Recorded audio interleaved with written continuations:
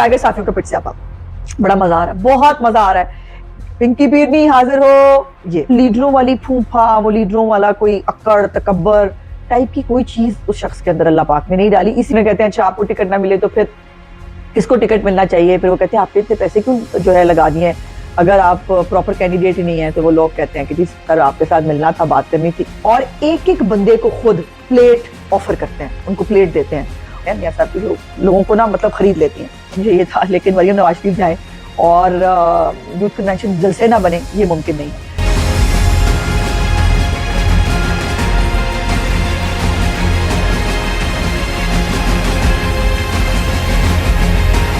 बिस्मिल्लाहिर्रहमानिर्रहीम, अस्सलाम वालेकुम। अज़मा बुखारी के आज के व्लॉग के साथ मैं हाजिर खिदमत हूँ। और आज दो तीन बड़े इवेंट्स थे पार्टी के अंदर। पहले मियां नवाज शरीफ साहब जो आज पिंडी के डिस्ट्रिक्ट क्योंकि हुई थी 2 दिन पहले, उसके बाद जो बाकी डिवीजन के अजला हैं उनके साथ आज पार्लियामेंट्री बोर्ड था, उसकी थोड़ी सी बात करेंगे। फिर मरीम नवाज शरीफ साहिबा ने जो है वो एक यूथ कन्वेंशन वो करने जाती हैं और उसको जलसा बना देती हैं। उनका कोई कन्वेंशन तो रहता नहीं, वो जलसा बन जाता है। तो वो एक बहुत बड़ा इस्तकबाल, बहुत जज्बा, बहुत खूबसूरत तैयारी, और उसके बाद उनकी बहुत ही ज़बरदस्त स्पीच। तो ये तमाम चीज़ों के ऊपर भी हम बात करेंगे। और उसके बाद टाइगर सहाफ़ी जो हैं वो आपस में लड़ पड़े और वो जो है वो एक दूसरे के साथ लड़ाइयाँ कर रहे हैं और एक दूसरे के पोल खोलने की बात कर रहे हैं, एक दूसरे के जो है वो मैं इसको नहीं छोड़ूंगा, मैं उसको नहीं छोड़ूंगा। तो वो टाइगर साफी जो है वो एक दूसरे के लत्ते ले रहे हैं, तो हमें बहुत मजा आ रहा है। तो उसके ऊपर भी हम बात कर लेंगे एंड पे थोड़ी सी। और हमारी जो पिंकी पीरनी साहिबा है उनको बुला लिया गया है। पिंकी पीरनी हाजिर हो, ये वाला। तो वो कहाँ उनको हाजिरी देनी है, ये भी इसके ऊपर भी हम बात करते हैं। पहले हम शुरू करेंगे आज के पार्लियामेंट्री बोर्ड की कार्रवाई से। और उसमें अटक, चकवाल और जेलम, इसके जो इलाके थे वो शामिल थे। और उसके अंदर पार्लियामेंट्री बोर्ड के अंदर वो जो एक रवायत है कि उम्मीदवारान अपना खड़ा होकर इस्तकबाल अपना जो है वो बताते हैं कि उनकी पार्टी से वाबस्तगी कब से है और वो क्यों सूटेबल उम्मीदवारान हैं। अच्छा, एक जो इम्पोर्टेंट बात मैं बड़े दिनों से सोच रही थी कि मैं आपसे शेयर करूं, बहुत मज़ेदार माहौल होता है पार्लियामेंट्री बोर्ड का। मियां साहब जो है माशाल्लाह, अल्लाह पाक उनको ज़िंदगी और सेहत दे। वो एक होता ना वो लीडरों वाली फूफा, वो लीडरों वाला कोई अक्कड़ तकब्बर टाइप की कोई चीज़ उस शख्स के अंदर अल्लाह पाक ने नहीं डाली। इसीलिए जो है वो उनको अल्लाह पाक ने इतनी इज्जत भी दी है। और इसलिए मैं सोचती हूँ कि अल्लाह पाक को कोई चीज़ तो आखिर मियां साहब की इतनी पसंद है ना कि ये बहुत बड़ा एजाज़ है। 3 दफ़ा जो है वजीर आजम होना, फिर वजीर आला भी रहना, मतलब जिंदगी का मोस्ट ऑफ द टाइम जो है वो उन्होंने बहुत इज्जत और वकार के साथ गुजारा है। तो उनकी यही कुछ चीजें हैं जो लोगों को बहुत पसंद आती हैं और अल्लाह पाक को भी शायद पसंद है, क्योंकि तकब्बुर नाम की कोई चीज नहीं है। और बोर्ड के अंदर भी मतलब हंसी मजाक कर रहे होते हैं, जो उम्मीदवारान को वो जानते हैं, जिनके साथ उनकी एक्विटेंस है, उनके साथ बड़ा लाइट माहौल में पुरानी यादें भी ताज़ा करते हैं, उनके साथ मजाक भी करते हैं। फिर उन्हें कहते हैं अच्छा आपको टिकट ना मिले तो फिर किसको टिकट मिलना चाहिए, फिर वो कहते हैं आपने इतने पैसे क्यों जो है लगा दिए, अगर आप प्रॉपर कैंडिडेट ही नहीं है। तो वो लोग कहते हैं कि जी सर आपके साथ मिलना था, बात करनी थी, कोई बात नहीं, कोई फर्क नहीं पड़ता, जो पार्टी टिकट के लिए हमने जो है वो फीस भी जमा कराई है। तो बड़ा जबरदस्त सा एक माहौल होता है। दूसरी जो इम्पोर्टेंट बात है वो ये है कि मियां साहब पार्लियामेंट्री बोर्ड के बाद नमाज पढ़ते हैं और उसके बाद खाना होता है, लंच। और लंच के ऊपर जो सबसे इम्पोर्टेंट चीज है वो होती है कि वो एक मेजबानों वाला रूप अख्तियार करते हैं और एक एक बंदे को खुद प्लेट ऑफर करते हैं, उनको प्लेट देते हैं। और कई जो उनके पुराने दोस्त वो अहबाब हैं उनको तो वो खाना भी डाल देते हैं, और बाकायदा बैठे हुए भी वो उनके सब पे टेबल पर नजर होती है किसके पास क्या नहीं है। और इशारा करेंगे वेटर्स को भी, उनको भी, इसको ये दे के आओ, उसको वो दे के आओ। और ये इनकी पुरानी रवायत है, आज का नहीं है।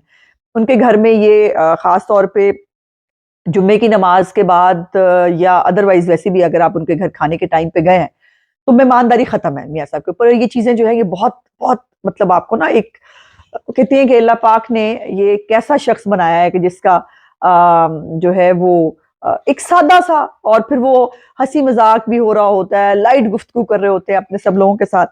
और मुझे भी इत्तेफाक होता है तो मुझे बहुत बहुत बहुत खुशी और मजा आता है। और आज तो मैंने मियाँ साहब को जो है वो रिक्वेस्ट भी कर दी कि सर मतलब पजेना से जो है वो आप मुझे प्यार देते हैं, आप जो है वो मुलाकात होती है, लेकिन मैंने प्रॉपरली आपके साथ तस्वीर नहीं खिंचाई। उन्होंने फौरन से पहले जो है मेरे साथ तस्वीर खिंचा ली।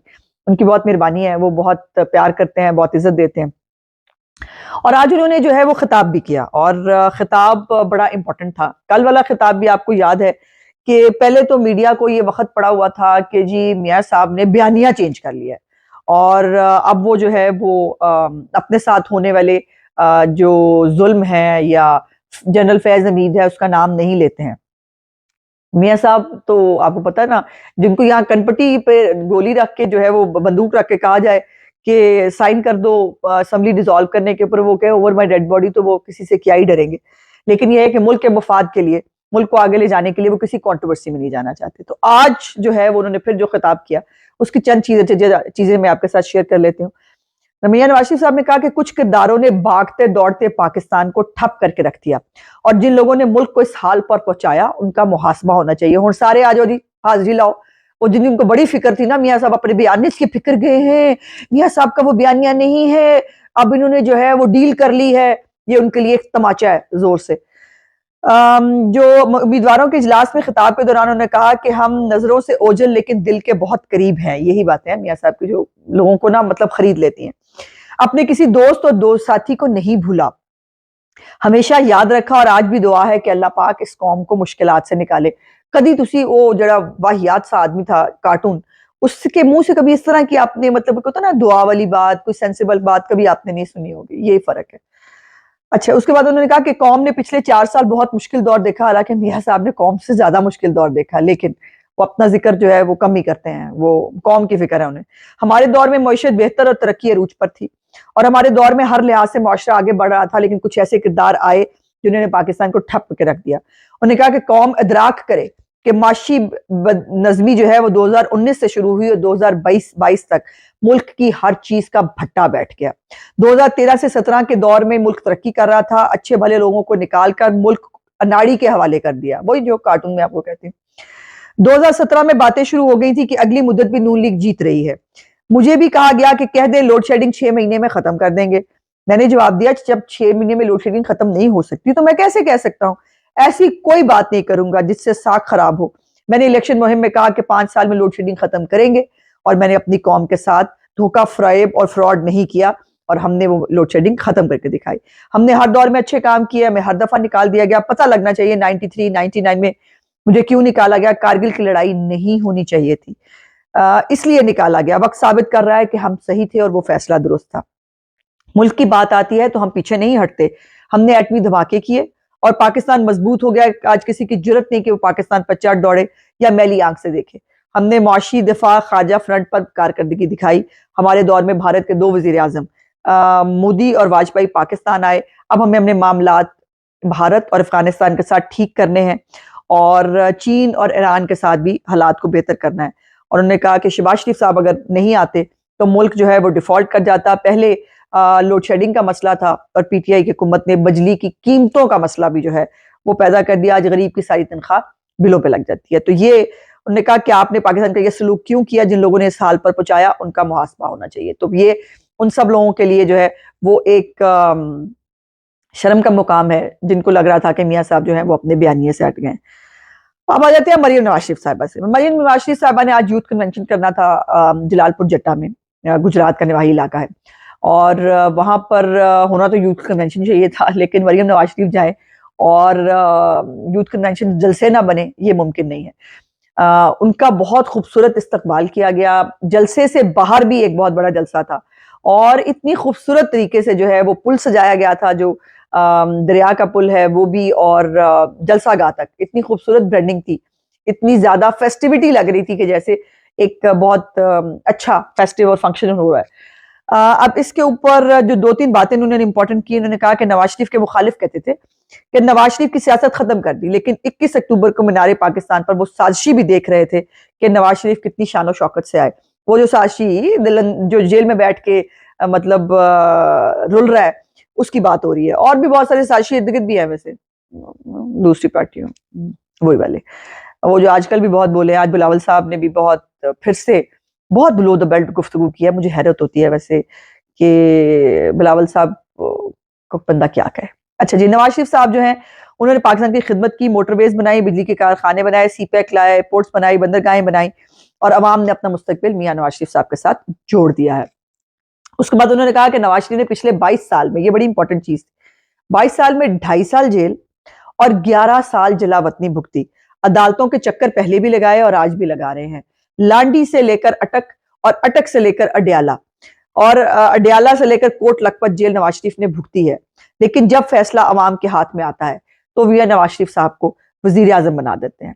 और जो एक और इम्पोर्टेंट बात, वैसे तो उनकी सारी तकरीर बहुत अच्छी थी हमेशा की तरह, लेकिन एक और बड़ी इंपॉर्टेंट बात जो उन्होंने की, जो उन्होंने मुखालिफिन को एक तमाचा मारा, वो ये है कि उन्होंने कहा कि मियां साहब 7 साल से अपने लिए इंसाफ मांग रहे हैं और उनको रींग रींग कर इंसाफ मिल रहा है और उसके बावजूद भी लोग ये कहते हैं कि उनको फेवर की जा रही है। उन लोगों के लिए जो है वो शर्म का मुकाम है। ये उन्होंने शर्म दिलाने की कोशिश की, लेकिन मुझे नहीं लगता कि शर्म जो है वो कहीं से छूकर भी गुजरी होगी।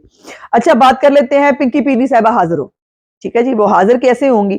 पिंकी पीरनी साहबा को आखिरी दफा जो है वो नैब ने मौका दिया है नैब के सामने पेश होने का। और तोशा खाना की गैर कानूनी खरीदो फरोख्त की जो तहकीकात हैं उसमें जो है उनको 11 दिसंबर को तलब कर लिया गया है।